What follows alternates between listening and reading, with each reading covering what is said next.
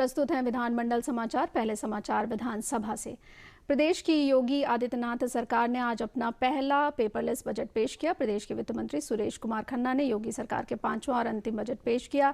इस बार का बजट 5,50,270 करोड़ 78 लाख रुपए का है। इस बार के बजट में 27,598 करोड़ 40 लाख रुपए की नई योजनाएं शामिल हैं। अपने 1 घंटे 40 मिनट के भाषण में वित्त मंत्री सुरेश कुमार खन्ना ने जहां बजट में पिछले वित्तीय वर्ष में की गई विकास योजनाओं को सिलसिलेवार गिनाया, वहीं उन्होंने कई घोषणाओं का भी उल्लेख किया। वर्ष 2020-21 में जो कोरोना के चलते जो विधायक निधि स्थगित की गई थी, उसे शुरू करने के साथ ही उसके लिए 200 करोड़ का प्रावधान रखा गया है।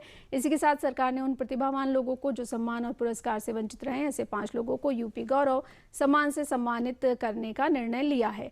इस सम्मान की पुरस्कार की धनराशि 11 लाख रुपए की होगी। वित्त मंत्री ने कहा कि 2020-21 में बजट 5.12 लाख करोड़ रुपए का था, जिससे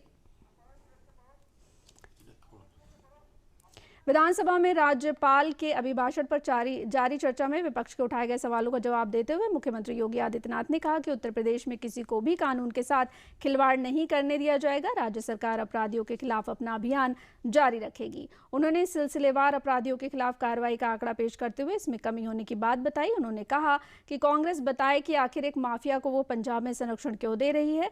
योगी ने कहा कि किसी भी अपराधी को संरक्षण देना उसके कुकृत्यों में शामिल होने के समान है।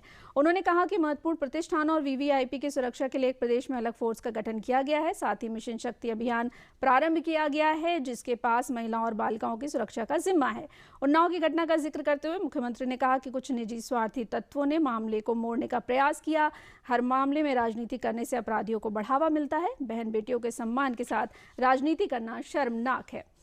योगी आदित्यनाथ ने कहा कि किसान सम्मान निधि में उत्तर प्रदेश सर्वश्रेष्ठ कार्य करने वाला राज्य बन गया है। केंद्र सरकार ने इसके लिए उनकी सरकार की सराहना की है।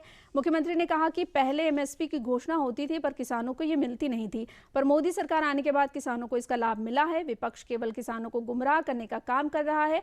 मुख्यमंत्री योगी आदित्यनाथ ने सदन में कहा कि किसानों के लिए बनाए गए कानून को लागू न होने देने के लिए विपक्ष जिम्मेदार है। उन्होंने कहा कि केंद्र ने कई कानून किसानों के हित में बनाए हैं। योगी आदित्यनाथ ने कहा कि जब कोविड से लोग जूझ रहे थे तब प्रदेश में 119 चीनी मिलें चल रही थीं। 1 अप्रैल से गेहूं क्रय केंद्र खोल दिए गए थे। उन्होंने किसानों के लिए गन्ना, गेहूं और मकई के उत्पादन, समर्थन मूल्य और उत्पादन का ब्यौरा प्रस्तुत करते हुए कहा कि इसके बाद भी विपक्ष उंगली उठाने का काम कर रहा है।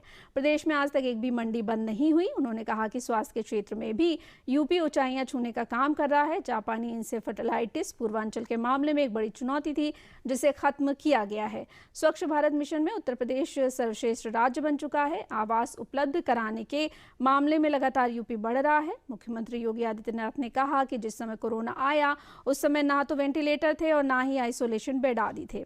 इसके बाद भी राज्य सरकार के प्रयास से सारे जरूरी सामान उपलब्ध कराए गए।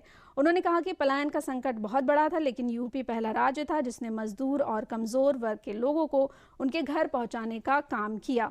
उन्होंने कहा कि हमने श्रमिकों को राशन देने का भी काम किया। यूपी ने तकनीक का इस्तेमाल करने के साथ ही सबसे पहले राहत पैकेज देने का काम किया। कोरोना काल में कोई भूखा नहीं रहा। पुलिस का मानवीय चेहरा सामने आया। उन्होंने कहा कि राज्य सरकार ने सैनिटाइजर बनाने का काम किया और 27 राज्यों को भी सैनिटाइजर देने का काम किया।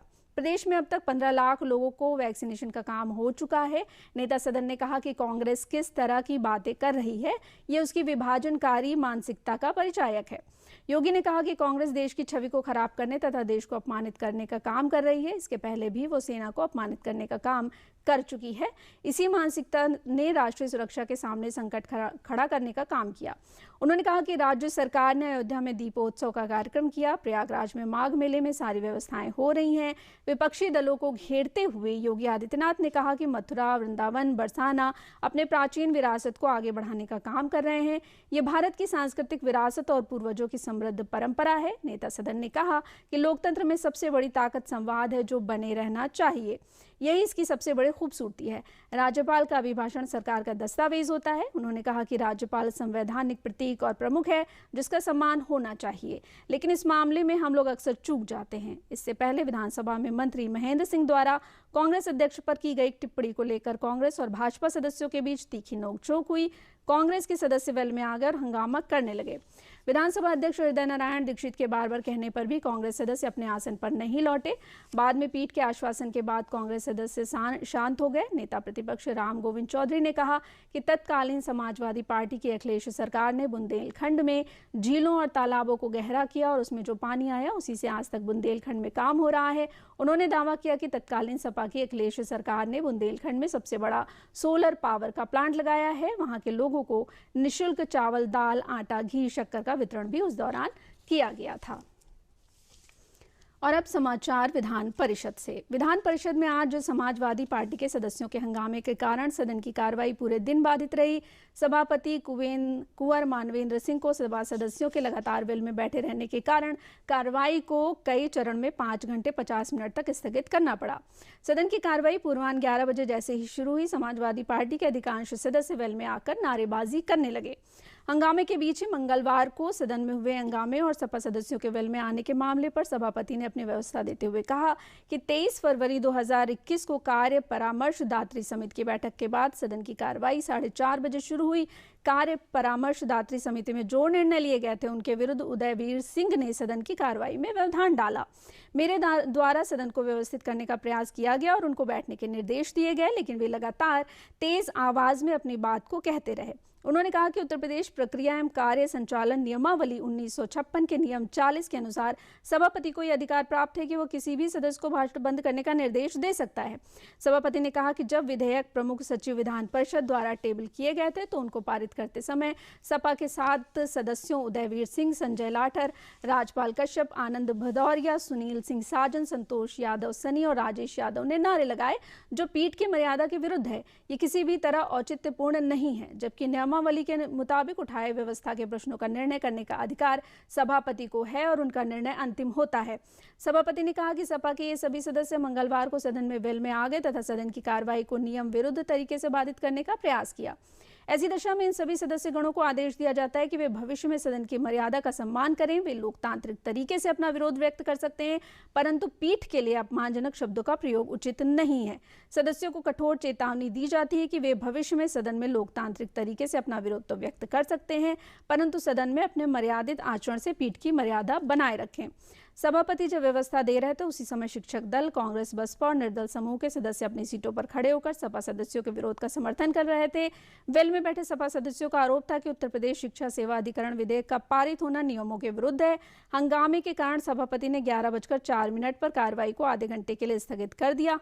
11:34 पर सदन की कार्रवाई शुरू होने पर वेल में बैठे सपा सदस्य पुनः नारे लगाने लगे। 1 मिनट बाद ही सभापति ने कार्रवाई को 12 बजे तक के लिए स्थगित कर दिया, जिसे बाद में 15-15 मिनट और बढ़ाया गया।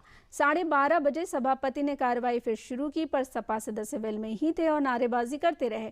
सभापति ने सदस्यों से आग्रह किया कि वे अपनी सीटों पर जाएं और सदन को व्यवस्थित करें, मगर सपा सदस्य विरोध और नारेबाजी करते रहे। ऐसे में सभापति ने कहा कि आज लगाई कार्य स्थगन की सूचनाओं को सदस्य दोबारा दे सकते हैं।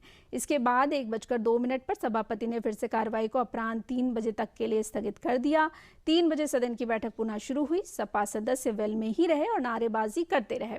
सभापति ने सभी सदस्यों से बार बार अनुरोध किया कि सदस्य सीटों पर जाएं, सदन को व्यवस्थित करें और सदन को चलने दें। सपा सदस्य वेल में रहकर लगातार नारेबाजी करते रहे। सभापति ने अव्यवस्थित सदन को 5:30 बजे तक के लिए स्थगित कर दिया। इसी के साथ विधान परिषद समाचार समाप्त हुए।